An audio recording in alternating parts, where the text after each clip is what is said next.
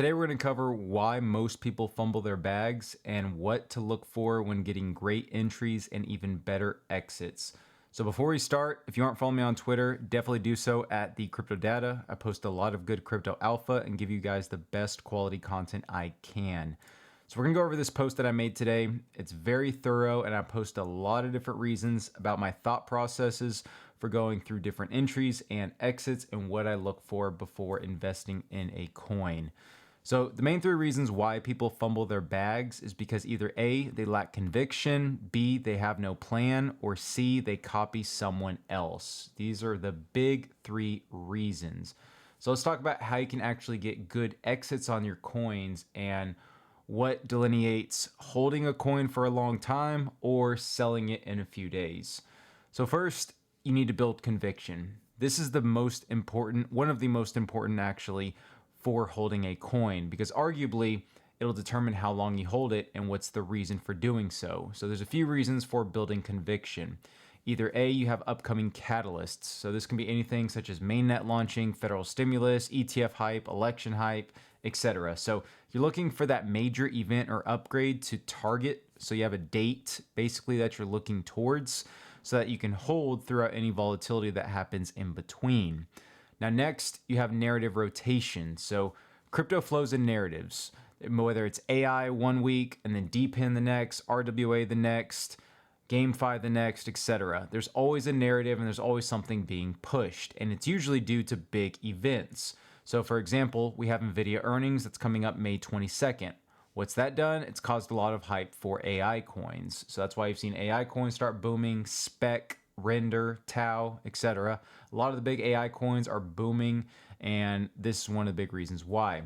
And then also you have reputable KOLs, so key opinion leaders, basically influencers getting in that you know will push the coin. So this is very subjective because you have to be in the space a long time or have a large network and know which KOLs are reputable and which ones are grifters who only pump and dump coins.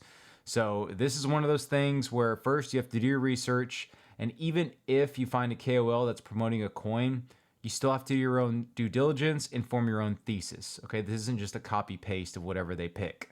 So, and I'll go more into that in a minute. Next, you want to create a plan.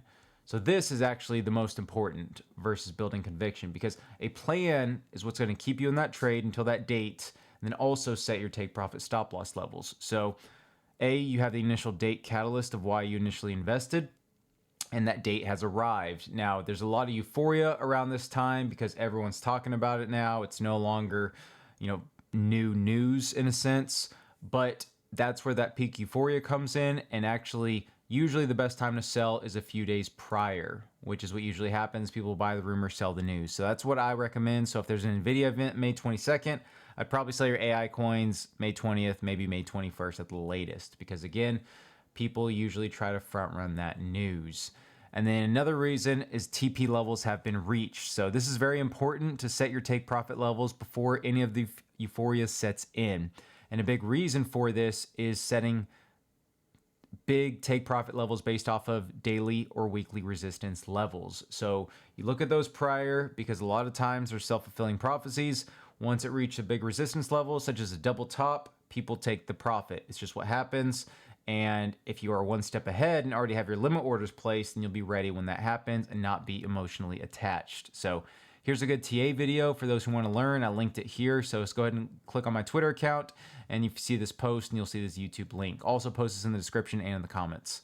And then also one of my market top metrics has been reached. So I'll post those as well of what I'm looking overall, if the market's going to top, and exactly when I'm getting out of most things or starting to scale out. So I mentioned copying someone else. Again, this is strongly advised against. People that strictly just copy paste someone else blindly and they don't have their own reasons.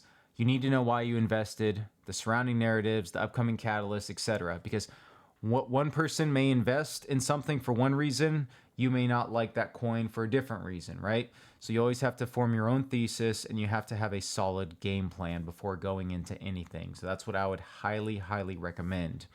And then now let's talk about the market top metrics. So again, this is when I'm starting to scale out or get out completely of the market. This is overall. So this isn't just temporary. This is overall getting out completely. Bull market's over.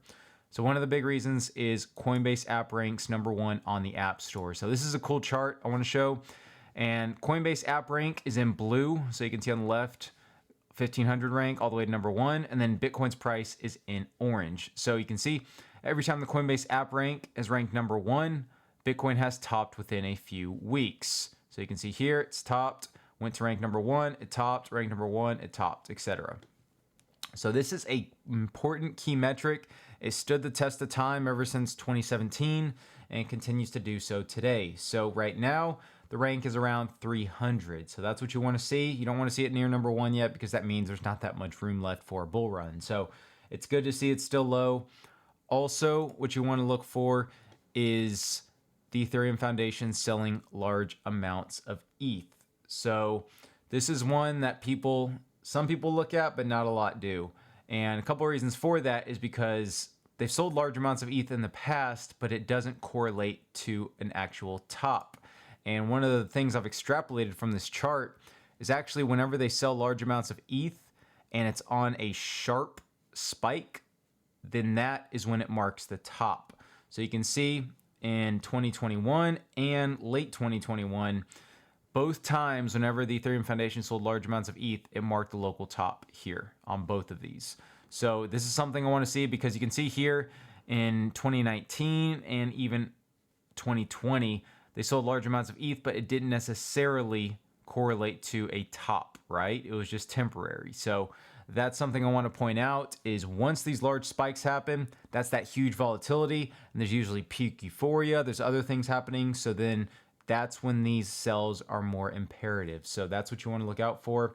I also posted the Ethereum Foundation's wallet address here as well. So again, go towards this tweet and you will see it here. Next is Google search trends reaching 100 for crypto based on the past 12 months. Now, this one actually called a great local top for us because as you can see, worldwide, past 12 months, if you search the term crypto, then you can see March 3rd through the 9th, it was at a 100 value.